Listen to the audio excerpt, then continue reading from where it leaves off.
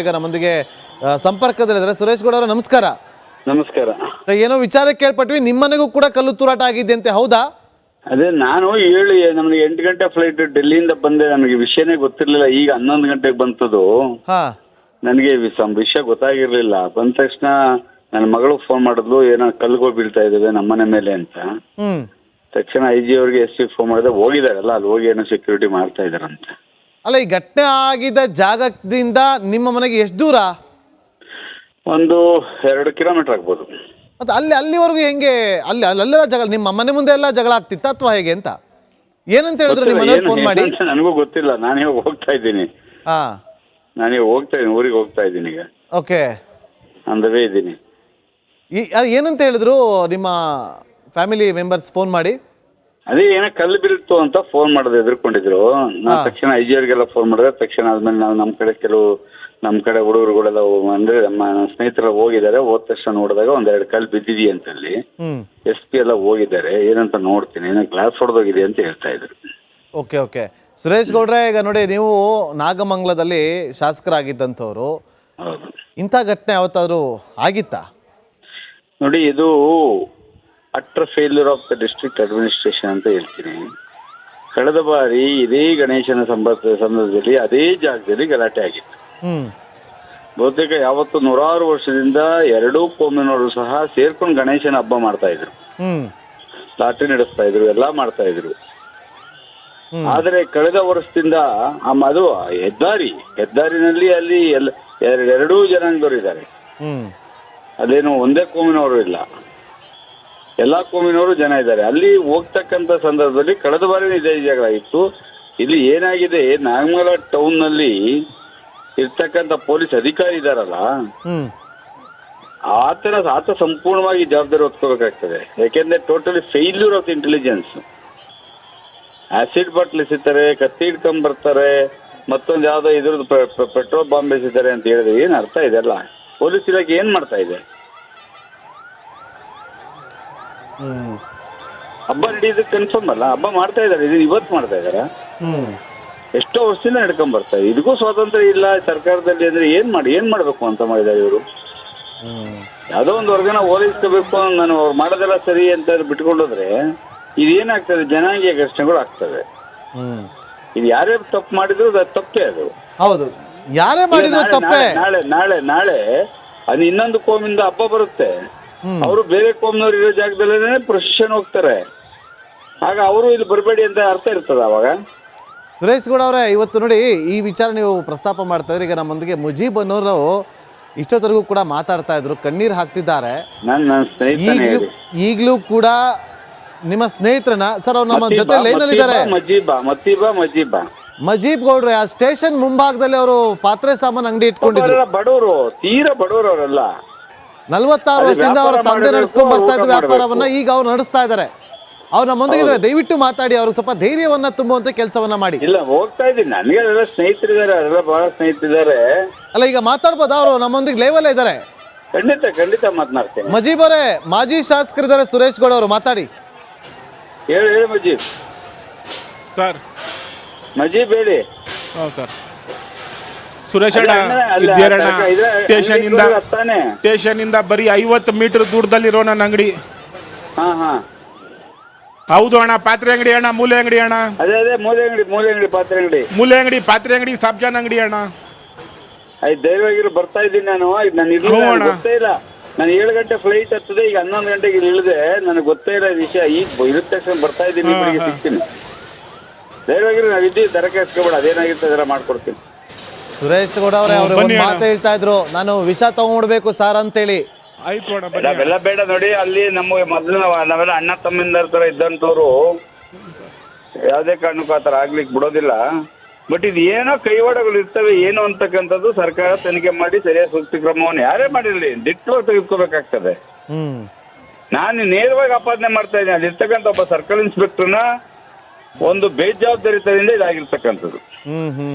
ನಾನು ಈಗಾಗಲೇ SP ಯಾಕೆಂದ್ರೆ ಕಳೆದ ಬಾರಿ ಈ ಗಲಾಟೆ ನಡೆದಾಗ ಆತ ಅಲ್ಲಿದ್ದ.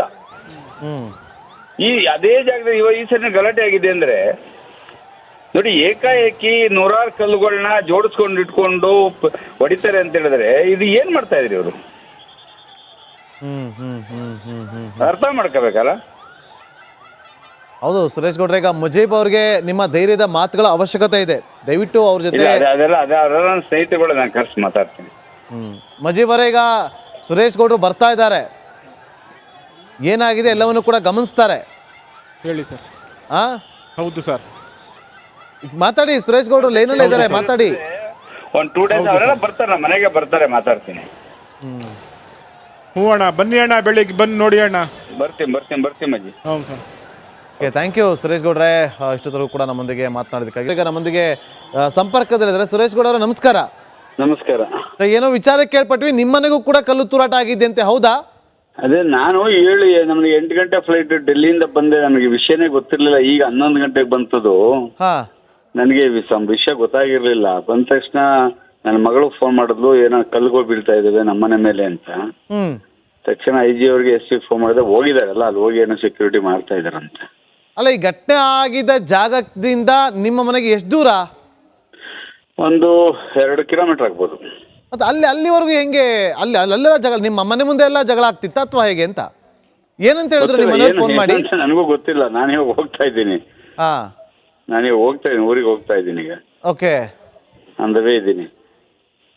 ಏನಂತ ಹೇಳಿದ್ರು ನಿಮ್ಮ ಫ್ಯಾಮಿಲಿ ಮೆಂಬರ್ಸ್ ಫೋನ್ ಮಾಡಿ? ಅದೇ ಏನೋ ಕಲ್ಲು ಬೀಳ್ತು ಅಂತ ಫೋನ್ ಮಾಡೋದು ಎದುರ್ಕೊಂಡಿದ್ರು. ನಾನು ತಕ್ಷಣ IG ಅವ್ರಿಗೆಲ್ಲ ಫೋನ್ ಮಾಡಿದ್ರೆ, ತಕ್ಷಣ ಆದ್ಮೇಲೆ ನಾವು ನಮ್ಮ ಕಡೆ ಹುಡುಗರುಗಳೆಲ್ಲ ಅಂದ್ರೆ ನಮ್ಮ ಸ್ನೇಹಿತರೆಲ್ಲ ಹೋಗಿದ್ದಾರೆ. ಹೋದ ತಕ್ಷಣ ನೋಡಿದಾಗ 1-2 ಕಲ್ಲು ಬಿದ್ದಿದೆಯಾ ಅಂತ ಅಲ್ಲಿ SP ಎಲ್ಲ ಹೋಗಿದ್ದಾರೆ. ಏನಂತ ನೋಡ್ತೀನಿ, ಏನೋ ಗ್ಲಾಸ್ ಹೊಡೆದೋಗಿದೆ ಅಂತ ಹೇಳ್ತಾ ಇದ್ರು.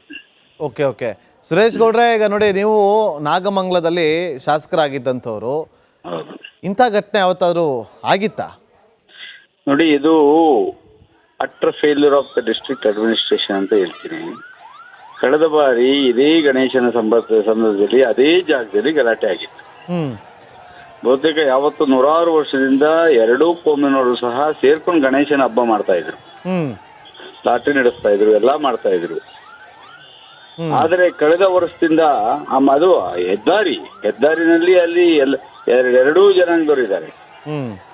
ಅದೇನು ಒಂದೇ ಕೋಮಿನವರು ಇಲ್ಲ, ಎಲ್ಲಾ ಕೋಮಿನವರು ಜನ ಇದ್ದಾರೆ. ಅಲ್ಲಿ ಹೋಗ್ತಕ್ಕಂಥ ಸಂದರ್ಭದಲ್ಲಿ ಕಳೆದ ಬಾರಿ ಇದೇ ಜಾಗ ಇತ್ತು.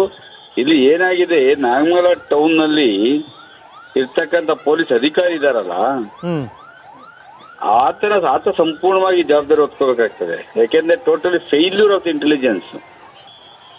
ಆಸಿಡ್ ಬಾಟ್ಲ್ ಎಸಿತಾರೆ, ಕತ್ತಿ ಹಿಡ್ಕೊಂಡ್ ಬರ್ತಾರೆ, ಮತ್ತೊಂದು ಯಾವ್ದೋ ಇದ್ರದ್ದು ಪೆಟ್ರೋಲ್ ಬಾಂಬ್ ಎಸಿತಾರೆ ಅಂತ ಹೇಳಿದ್ರೆ ಏನ್ ಅರ್ಥ ಇದೆಲ್ಲ? ಪೊಲೀಸ್ ಇಲಾಖೆ ಏನ್ ಮಾಡ್ತಾ ಇದೆ? ಹಬ್ಬ ನಡೆಯೋದು ಕನ್ಫರ್ಮ್ ಅಲ್ಲ, ಹಬ್ಬ ಮಾಡ್ತಾ ಇದಾರೆ, ಇದು ಇವತ್ತು ಮಾಡ್ತಾ ಇದಾರ? ಎಷ್ಟೋ ವರ್ಷದಿಂದ ನಡ್ಕೊಂಡ್ ಬರ್ತಾ ಇದೆ. ಇದಕ್ಕೂ ಸ್ವಾತಂತ್ರ್ಯ ಇಲ್ಲ ಸರ್ಕಾರದಲ್ಲಿ ಅಂದ್ರೆ ಏನ್ ಮಾಡ್ಬೇಕು ಅಂತ ಮಾಡಿದ್ದಾರೆ ಇವರು. ಯಾವ್ದೋ ಒಂದು ವರ್ಗನ ಓಲೈಸ್ಕೋಬೇಕು, ನಾನು ಅವ್ರು ಮಾಡೋದೆಲ್ಲ ಸರಿ ಅಂತ ಬಿಟ್ಕೊಂಡೋದ್ರೆ ಇದೇನಾಗ್ತದೆ, ಜನಾಂಗೀಯ ಘರ್ಷಣೆಗಳು ಆಗ್ತವೆ. ಇದು ಯಾರೇ ತಪ್ಪು ಮಾಡಿದ್ರು ಅದು ತಪ್ಪೇ. ಅದು ಹೌದು, ಯಾರೇ ಮಾಡಿದ್ರು ತಪ್ಪೇ. ನಾಳೆ ಅದು ಇನ್ನೊಂದು ಕೋಮಿಂದ ಹಬ್ಬ ಬರುತ್ತೆ, ಅವರು ಬೇರೆ ಕೋಮ್ನವ್ರು ಇರೋ ಜಾಗದಲ್ಲೇ ಪ್ರೊಸೆಷನ್ ಹೋಗ್ತಾರೆ. ಆಗ ಅವರು ಇಲ್ಲಿ ಬರಬೇಡಿ ಅಂತ ಅರ್ಥ ಇರ್ತದ ಅವಾಗ?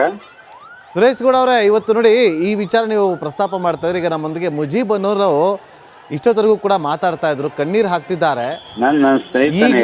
ಈಗಲೂ ಕೂಡ ನಿಮ್ಮ ಸ್ನೇಹಿತರನ್ನ ಸರ್, ಅವ್ರು ನಮ್ಮ ಜೊತೆ ಲೈನಲ್ಲಿ ಇದ್ದಾರೆ. ಮಜೀಬ್ ಗೌಡ್ರೆ, ಆ ಸ್ಟೇಷನ್ ಮುಂಭಾಗದಲ್ಲಿ ಅವರು ಪಾತ್ರೆ ಸಾಮಾನು ಅಂಗಡಿ ಇಟ್ಕೊಂಡಿದ್ರು. ಬಡವರು, ತೀರಾ ಬಡವರು ಅವರೆಲ್ಲ.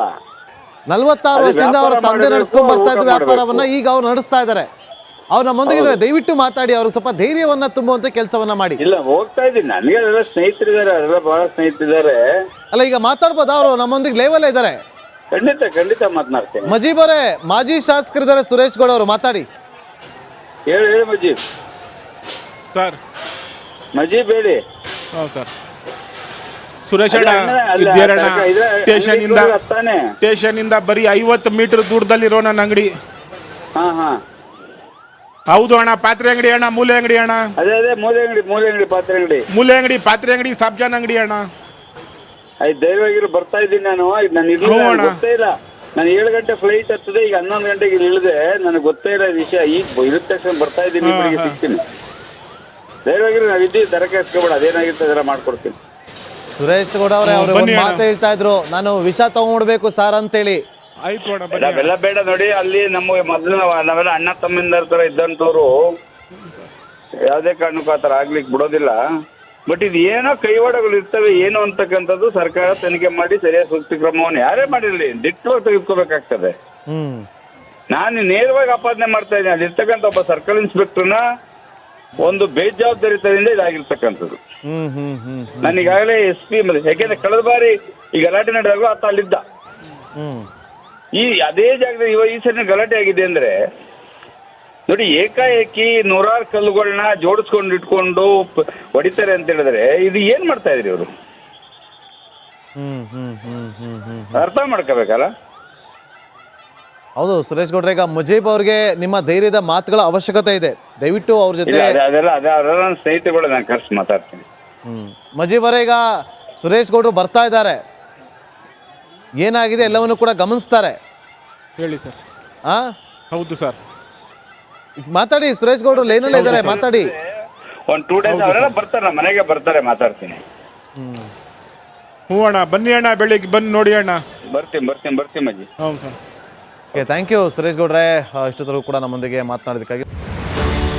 ಕನ್ನಡ ಮಾಧ್ಯಮ ಲೋಕದಲ್ಲಿ ಒಂದು ಹಿಸ್ಟಾರಿಕ್ ಕಾರ್ಯಕ್ರಮ. ನಾವು ಇಲ್ಲಿ ಬಂದಿದ್ದು ರೈತರ ಧ್ವನಿಯಾಗೋದಿಕ್ಕೆ. ರಿಪಬ್ಲಿಕ್ನ ಕನ್ನಡ ಚಾನೆಲ್ನಲ್ಲಿ ಇದು ಒಂದು ಉತ್ತಮವಾದಂಥ ಕಾರ್ಯಕ್ರಮಗಳಿವೆಲ್ಲ. ಜನನು ಕೂಡ ಬೆಂಗಳೂರು ಕಡೆ ಬರ್ತಾ ಇದ್ದಾರೆ, ಕೆಲಸಕ್ಕೋಸ್ಕರ ಬರ್ತಾ ಇದ್ದಾರೆ. DK ಶಿವಕುಮಾರ್ ಅವರ ಕನಸಿನ ಕರ್ನಾಟಕ ಹೇಗಿರಬೇಕು? ನಾನು ಜನ ಬೆಂಗಳೂರಿನ ವಲಸೆ ಬರೋದನ್ನ ತಪ್ಪಿಸ್ಬೇಕು. ಸವಾಲನ್ನ ಸ್ವೀಕಾರ ಮಾಡಿದಾಗ ಯಶಸ್ಸನ್ನು ಕಾಣೋದಕ್ಕೆ ಸಾಧ್ಯ. ಧರ್ಮ ಅಂತಂದ್ರೆ ಕೇವಲ ಆಧ್ಯಾತ್ಮಿಕಕ್ಕೆ ಸೀಮಿತವಾದದ್ದಲ್ಲ. ಯಾವ ಸಮಿಟು ಇಲ್ಲ, ನಾನ್ ಸ್ಟಾಪ್ ಲೈವ್ ಮಾಡಿರೋದು.